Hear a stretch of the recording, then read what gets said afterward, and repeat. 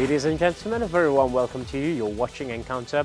We still have Master Vijay Raghavan in the studio with us. He's the co-founder of the Pranic Healing Foundation, the Center for Natural Healing and Meditation, and also the I Am Better Foundation, which is located in Buntea, Vakwa. He's also a graduate in physics. He's a member of the Institution of Electronics and Telecommunication Engineers, MIT. He's also an author, and remind you, one of the very good books is Secrets of Karma.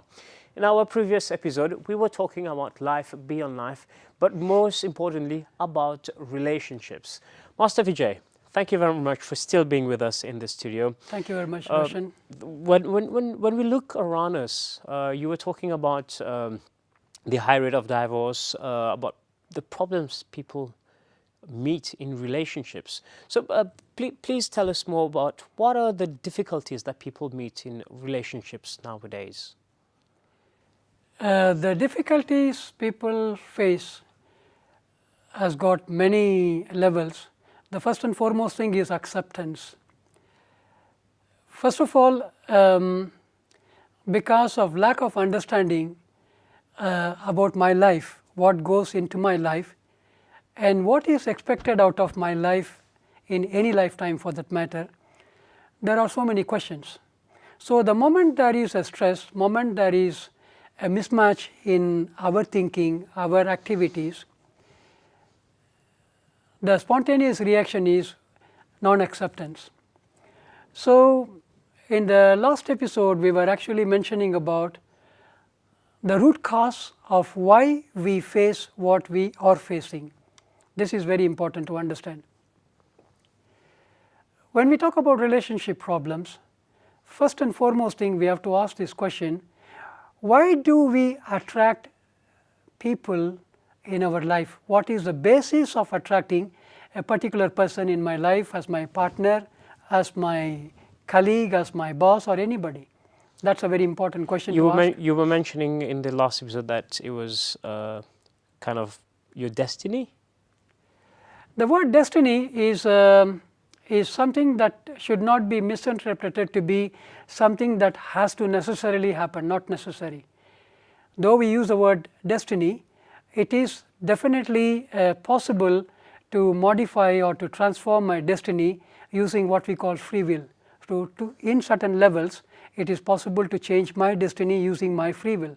For example, there are many spiritual teachers who are expected to do a particular activity in a particular lifetime. So, clairvoyantly, when some masters look at them, their path is to do a particular set of activities.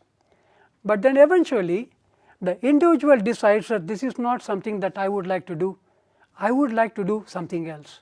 So, though it is basically a destiny, but the destiny is more like a guideline from the higher realms of life, what is best for the person in a particular lifetime. Are you understanding what I am telling? It's very confusing though. Yes. So, it is like, for example,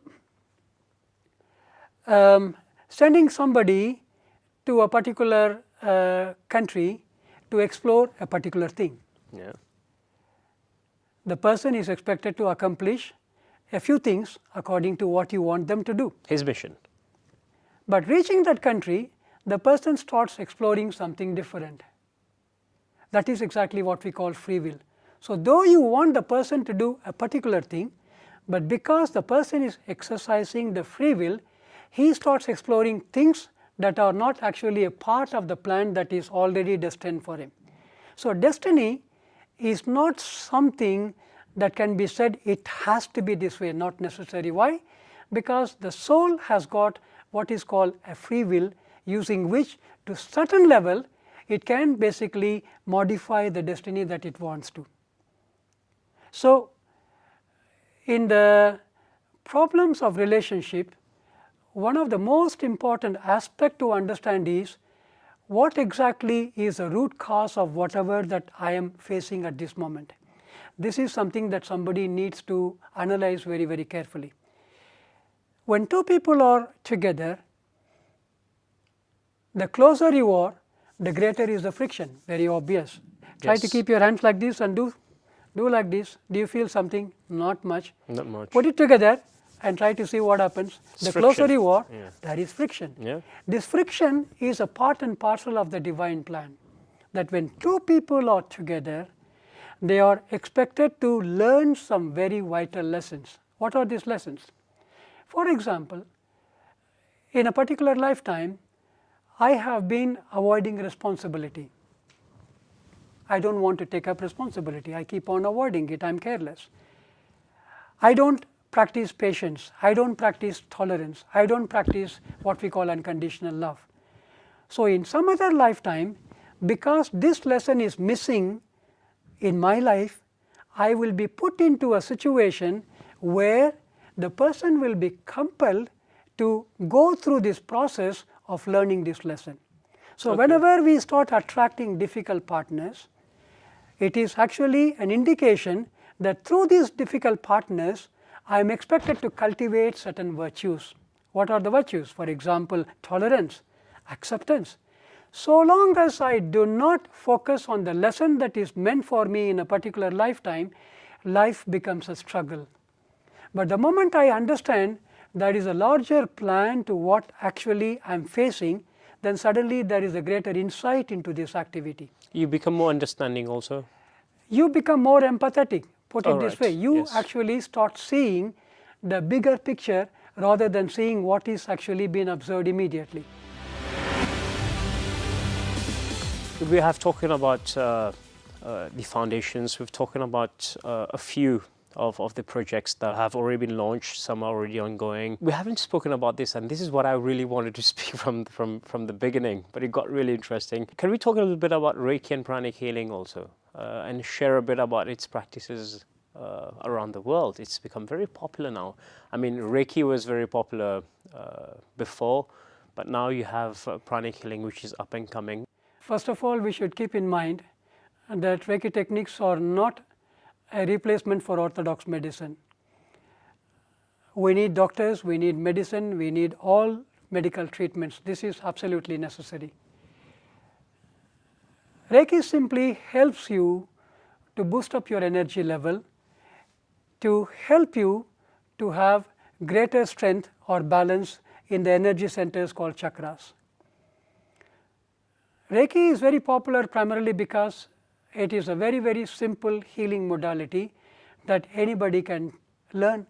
In fact, we also have got a children's Reiki program where a child of 8 years or 9 years come and learn the technique and they start practicing. It's a very, very simple form of hands-on healing. So, we basically harness the energy. You can call it universal energy, you can call it divine energy, whatever name. We simply harness the energy.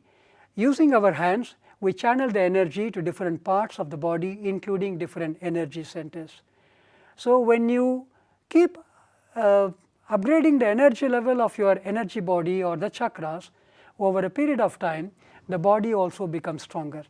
So, in the practice of Reiki, the healing modality helps you to have, number one, an optimum health, optimum emotional level, optimum spiritual growth. All the three levels are actually addressed in the practice of Reiki.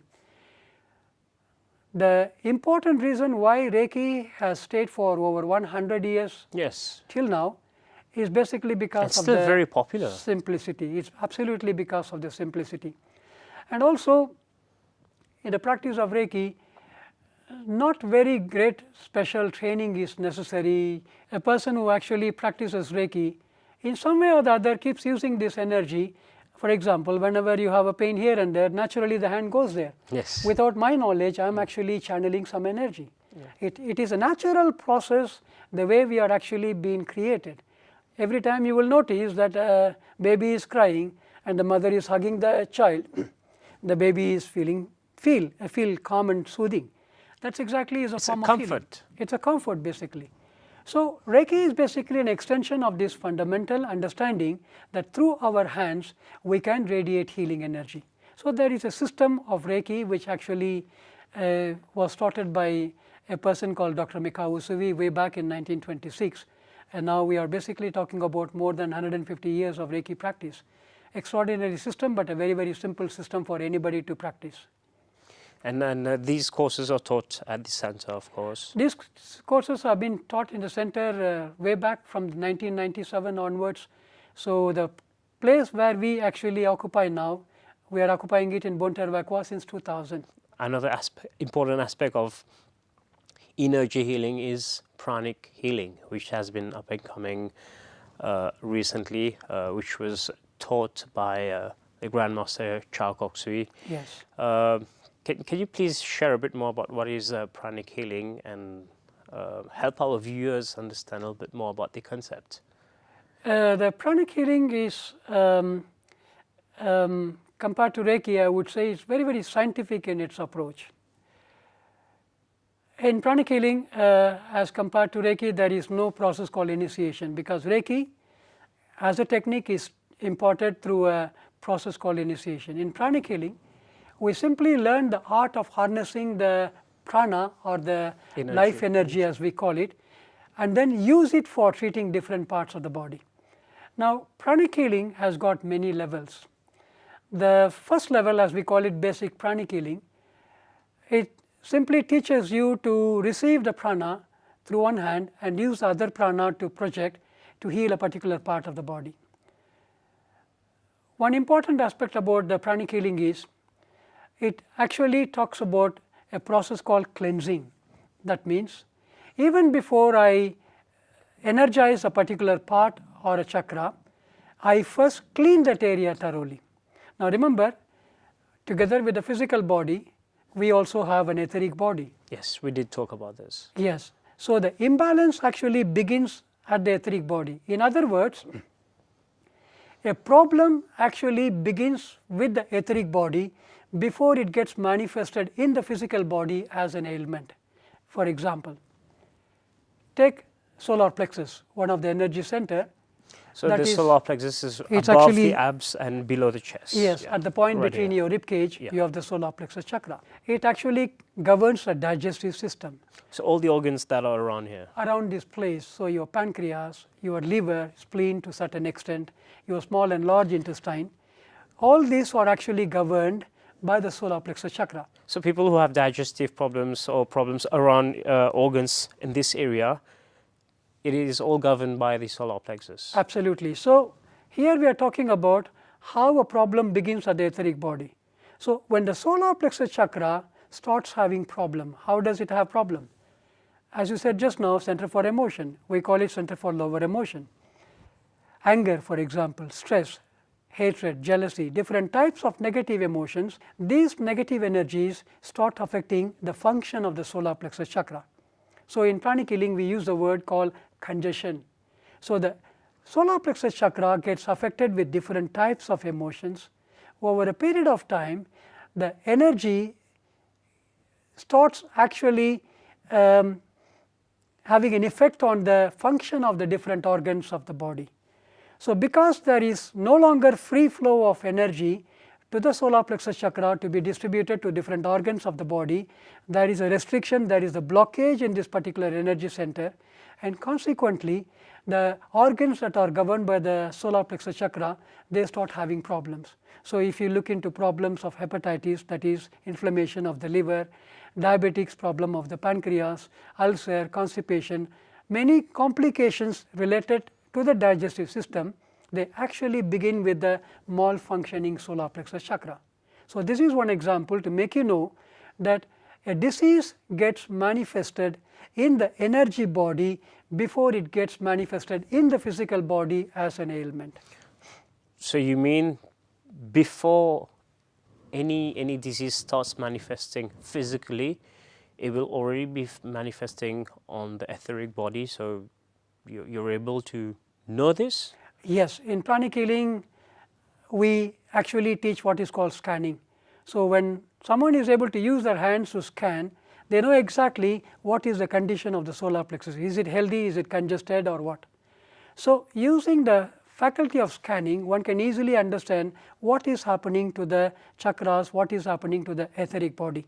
The scanning is basically helping the healer to know what exactly is the condition of the etheric body. Remember, when I use the word etheric body, we mean energy body or the aura. Yes. Aura is a very, very loose word because aura actually comprises of many levels of energies. But in a very simple way, we understand that we are surrounded by a field of energy which we call the etheric body or the energy body. Within this energy body, we have got the chakras.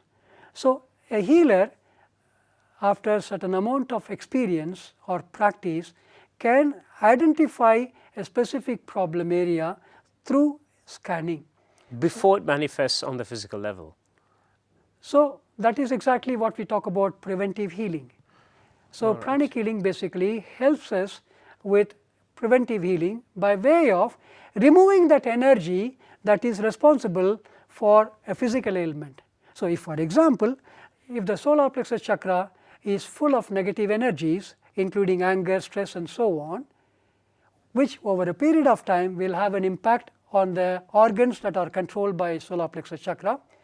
Even before the problem begins at the physical level, if you do preventive healing, we can remove this disease energy from the solar plexus chakra and replace it with healthy prana. That is exactly the science behind pranic healing. So I'm guessing you use a lot of hands, right?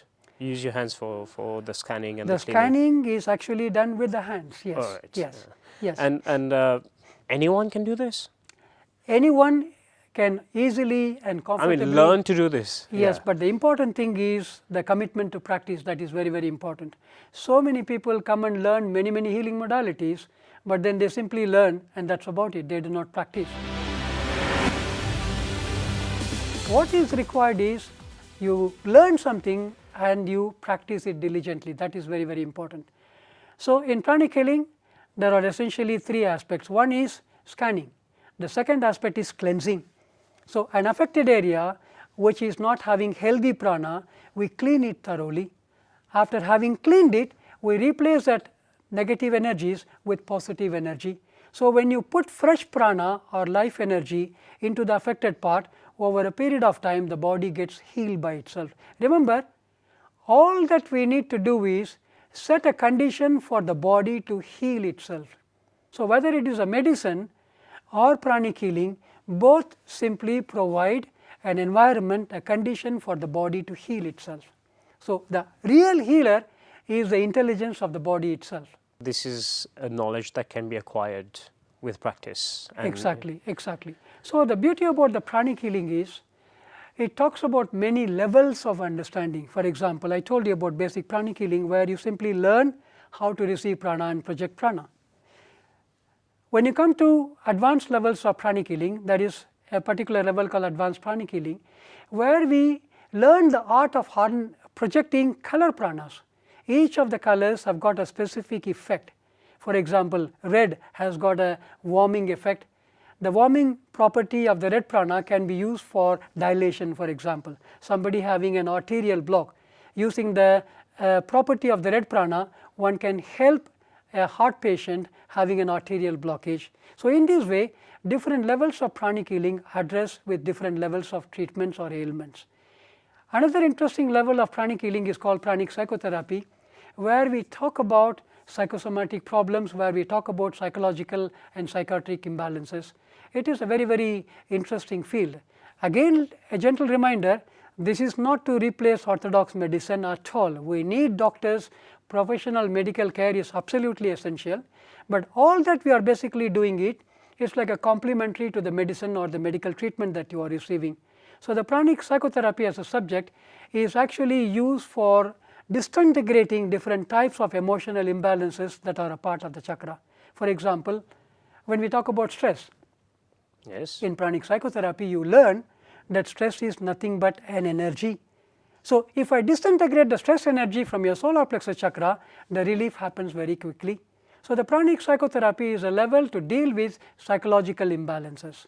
So, many people also come to the center to receive healing with regards to stress, anger, Sure. past traumas. Sure. Because somebody is receiving a treatment, he will be healed. No, there are several factors that goes into the gamut of healing. So many conditions, including the karmic conditions. All that can be said is that if the treatment is administered regularly, the person definitely becomes psychologically more balanced, emotionally becoming better, and that automatically will help the person to improve better day after day. So is it a fact that many people, just a question top of my head, many people come to the center to receive healing sessions.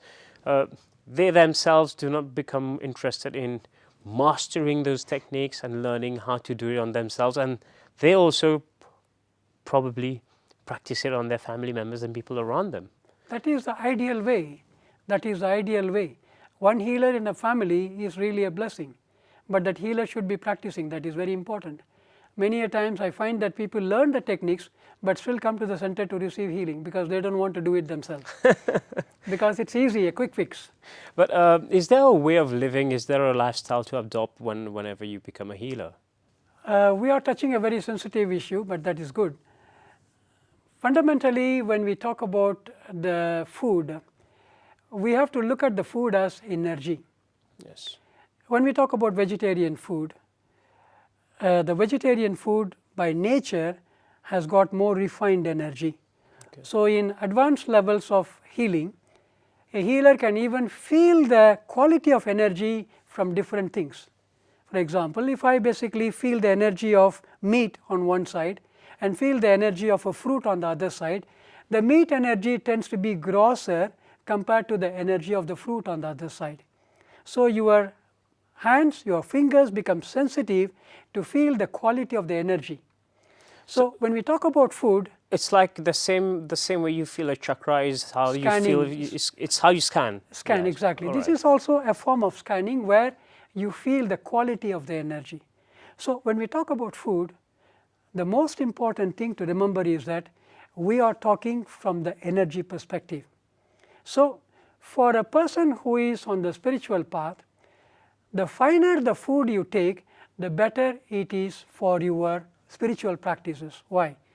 Every time you meditate, for example, or do a prayer, you automatically receive certain amount of divine energy. This divine energy is very, very subtle, very, very refined. Yes. So when you are on a predominantly vegetarian diet, because the vegetarian foods are refined compared to a non-vegetarian diet, it is more compatible with your spiritual practices. That is why you would have observed that during certain festivals, people go on a period of fasting. Yes. You must have observed this. Of course. The reason why you are actually on a fasting is basically because during these festival seasons, there is a tremendous downpouring of spiritual energy, which when harnessed fully by the body gives you maximum benefit. So over and above your spiritual practice, you also support it with a healthy intake of food. But at the same time, we should keep in mind, we should not be fanatics. If I ask somebody who has been eating meat all through their life to stop the meat, that is not the way we look at it. That is why if you look into the teachings of Buddha, he talked about what is called middle path, moderation. So rather than swinging like a pendulum from one extreme to another extreme, in the teachings of the Grandmaster Chokoksri school, he basically suggests people to become a vegetarian if possible over time. Not that in one day you drop everything. No, Pranic Healing does not demand that you should be a vegetarian in the first place. However, if you can become a vegetarian over a period of time, that is beneficial to you, that is all. Why? Because when we talk about Pranic Healing, it is not just healing. The real level of Pranic Healing comes in the practice of what is called Arahatic Yoga. The Arahatic Yoga is actually the science of awakening the Kundalini in a very scientific and safe way. So when you come to the practices of Arahatic Yoga, where the spiritual aspirant is progressing in the practice of Arahatic Yoga from level 1, level 2, level 3 and so on, at certain stage it is extremely important that you be on a vegetarian diet. The reason is because we are talking about the subject of very powerful energy called Kundalini awakening, and therefore together with the spiritual energy, when there is an awakening of Kundalini, the body needs to have some purification, and that is the time when a person who is practicing this kind of advanced meditations need to be necessarily on a vegetarian diet. But until such time, there is no compulsion that a person who is practicing Pranic Healing need to be on a vegetarian diet. All right, that is very interesting. Thank you very much for sharing. We have unfortunately come to the end of this episode. But thank you very much for being with us. Thank you for the opportunity. Thank you for your time. It has been wonderful having a chat with you. Thank you very much. We have actually spoken about so many subjects. It is like putting a ocean into the bottle.